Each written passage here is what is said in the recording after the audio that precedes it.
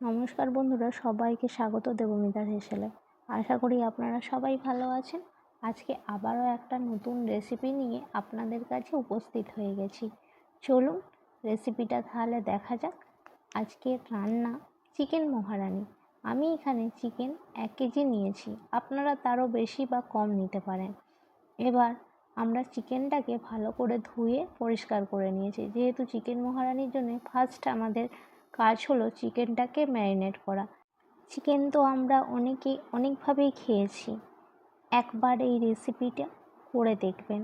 আর এই রেসিপিটির জন্য খুব একটা তেলের প্রয়োজন হয় না, অল্প তেলেই খুব ভালো এক টেস্টি খাবার। চলুন এবার দেখা যাক পরপর চিকেনটাকে আমরা কিভাবে রান্না করি। চিকেনটা ভালো করে ধুয়ে পরিষ্কার করে নিয়েছি। এর মধ্যে আমি 1 চামচের মতো গোলমরিচ গুঁড়ো, অল্প পাতিলেবুর রস আর 1 চামচ লবণ দিয়ে প্রথমে চিকেনটাকে আমরা ম্যারিনেট করে নেব। আমি এটাকে হাতের সাহায্যে করেছি, আপনারা গ্লাভস পরেও করতে পারেন।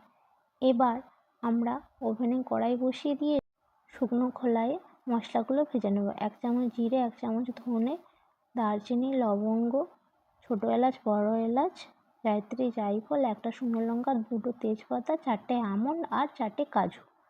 এবার এগুলোকে ভালো করে ভেজে নেব। খুব একটা ভাজবো না, হালকা লাল করে ভেজে নিলেই হবে। আবার খুব ভাজতে গেলে মশলাটা তেতো হয়ে যাবে। আবারও কড়াই বসিয়ে দিলাম, পরিমাণ মতো তেল দিয়ে দিলাম। যেহেতু আমি প্রথমেই বলেছি এই রান্নাটাতে খুব একটা তেল লাগবে না, অল্প পরিমাণে তেলেই রান্নাটা কমপ্লিট হয়ে যাবে। তেল ও কড়াই ভালো করে গরম হয়ে গেছে। এবার এর মধ্যে আমি 1 চামচ হলুদ গুঁড়ো ও 1 চামচ কাশ্মীরি রেড চিলি পাউডার দেব। এখানে আমি খুব একটা হলুদ ইউজ করব না, কারণ এই চিকেন মহারানি খুব একটা হলুদ ইউজ করা যায় না। তাই দিয়ে ভালো করে তেলের সাথে হলুদ ও রেড চিলি পাউডারটাকে মিশিয়ে নেব, ঠিক এইভাবে।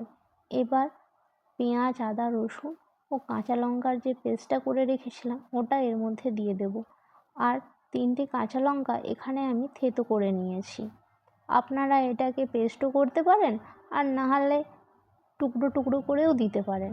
এবার একটু ভালো করে নাড়াচাড়া করে ওই ম্যারিনেট করা চিকেনটাকে এর মধ্যে দিয়ে ভালো করে কষিয়ে নেব, যত টাইম না চিকেন থেকে জল ছেড়ে দেয়। দেখুন চিকেন থেকে জল ছেড়ে দিয়েছে। এবার যে ভাজা মশলাটা তৈরি করে রেখেছিলাম ওটা মিক্সির জারে গুঁড়ো করে নিয়েছি, দিয়ে এর ওপর থেকে ছড়িয়ে দিলাম 3 চামচের মতো। এবার ফাটানো টক দই, আমি এখানে হাফ বাটি টক দই নিয়েছি, আর অল্প গোলমরিচের গুঁড়ো দিয়ে আবারও চিকেনটাকে ভালো করে কষিয়ে নেব সামান্য পরিমাণে লবণ দিয়ে। যেহেতু ম্যারিনেটের সময় আমি লবণ 1 চামচ দিয়েছি, তাই এটাকে এমনভাবে কষাবো যাতে জলটা ভালোভাবে শুকনো শুকনো হয়ে যায়।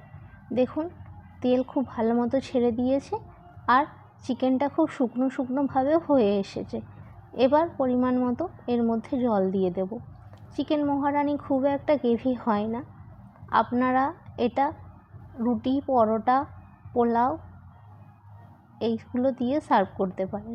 এবার ওপর থেকে আমি ফেস ক্রিম ছড়িয়ে দেব আর অল্প পরিমাণে কসুরি মেথি দিয়ে এটাকে আবারও একটু নাড়াচাড়া করে কিছু টাইমের জন্য রেখে দেব। আর যেহেতু প্রথমেই বলেছি চিকেন থেকে অনেকটা জল ছেড়েছে, তাই তখন চিকেনটা 90% সেদ্ধ হয়ে গেছিলো। এরপর পুরোপুরিভাবে তৈরি আমাদের চিকেন মহারানি। ভিডিওটি ভালো লাগলে লাইক, কমেন্ট, শেয়ার ও সাবস্ক্রাইব করবেন আমার চ্যানেলটিকে, আর কমেন্ট বক্সেও জানিয়ে যাবেন।